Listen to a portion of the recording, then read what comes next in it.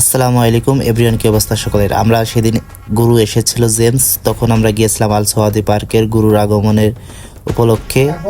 প্রায় কয়েক লক্ষ লোক হয়। আফসোস লাগে যে অনেক চেষ্টার পরে আমরা ঢুকতে পারিনি এবং গুরুর দেখা পেলাম না। তার কারণ হচ্ছে যে কয়েক লক্ষ লোক হয়, এগুলা মেনটেন করতে পারে না। আর আমাদের বাঙালি ভাইয়েরা মানে এরা ধৈর্যই কুলোয় না এদের, এই কারণে এরা ধাক্কাধাক্কি এই সেই করে, তখন গেটগুলো বন্ধ করে দেয়, অনেক রেলিং ভেঙে ফেলে গেটের। তো তারা এই কারণে গেটগুলো বন্ধ করে দেয়, তখন চারিপাশে শত শত কয়েক লক্ষ লোক হয়ে যায় আল সাদি পার্কের। তখন আমরাও আর ঢুকতে পারি না। আমরা অনেক আগে গেছি, বহুত চেষ্টা করছি, 4-5 বার লাইনে দাঁড়িয়েছি। যেই একবার ঢুকবো তখন আবার পিছিয়ে দেয় যে গেট এটা বন্ধ, এটা এদের ঢোকা যাবে না। এরকম অনেকবারই চেষ্টা করেছি কিন্তু ব্যর্থ হয়েছি।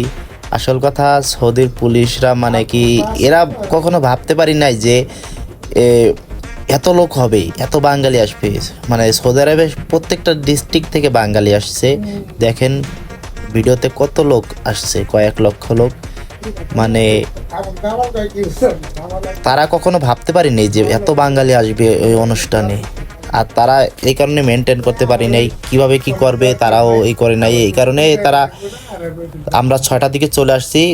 গুরুর প্রোগ্রাম ছিল হলো আপনার 8টা থেকে, কিন্তু তারা জনসংখ্যা সামাল না দিতে পেরে গুরুকে তাড়াতাড়ি মঞ্চে উঠিয়ে দেয়। তখন চারিপাশের বেড়াগুলো ভাঙিয়ে মানুষ ভিতরে প্রবেশ করে এবং গুরুর গান উপভোগ করে।